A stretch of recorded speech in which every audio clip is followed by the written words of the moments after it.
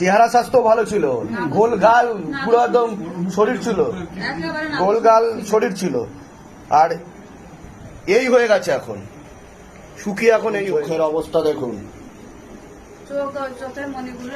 দেখেন চোখের অবস্থা দেখুন, কতটা আতঙ্কিত, কতটা ভয়ভীত, পুতুল ক্রিয়া।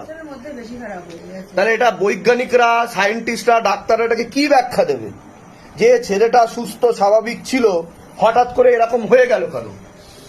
এ তো জন্ম থেকে বিকলাঙ্গ ছিল না, ইম্যাচিওর ছিল না, ক্লাস 6 অবধি মানে স্কুলে যেত, ক্লাসও করতো, তাহলে সে হঠাৎ করে এরকম হয়ে গেছে।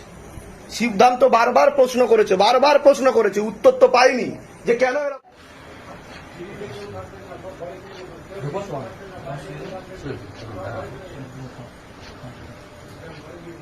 আসন করে বসে, আপনারা বসে যান,